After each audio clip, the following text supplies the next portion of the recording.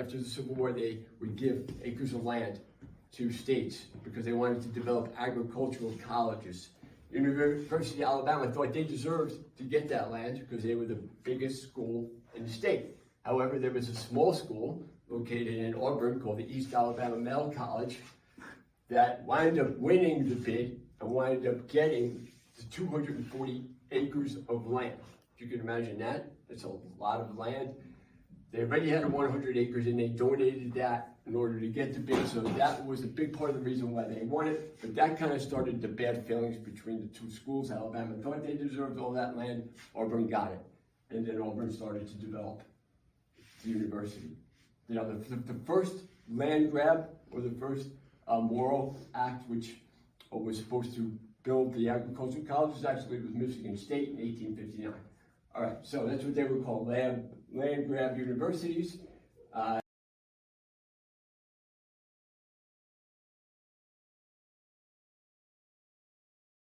started, I was talking to a young kid over here, and he asked me how I got into research, how I got into stats.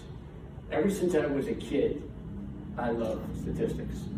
And I would always have a baseball encyclopedia around me or something where I would be reading. I would always take out all the library books. Again, back when I was your age, we didn't have the internet, okay?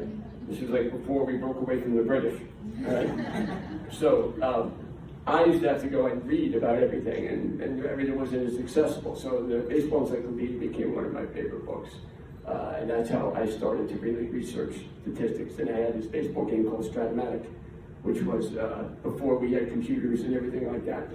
It was a ball, a dice game, and I loved that. But I was always into sports.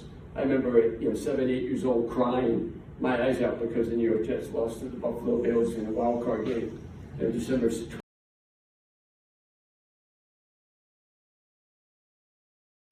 I previously worked at ESPN for 10 years. And I had done numerous things. I went to Emmy Awards. I worked on SportsCenter. I worked with all the guys, Stuart Scott, Rich Eisen, all the guys that you would have seen on TV. And I've been a sports fan since I was little. And I was a researcher for them. So I would research all the stats. So if you would see something on TV about, say the Cowboys were playing Redskins, and whatever Troy Aikman threw for 4 touchdowns, I would be able to make the stat like, okay, this is the 4th time he threw 4 touchdowns against the Redskins, or he's throwing for 4 touchdowns more than any Cowboys quarterback.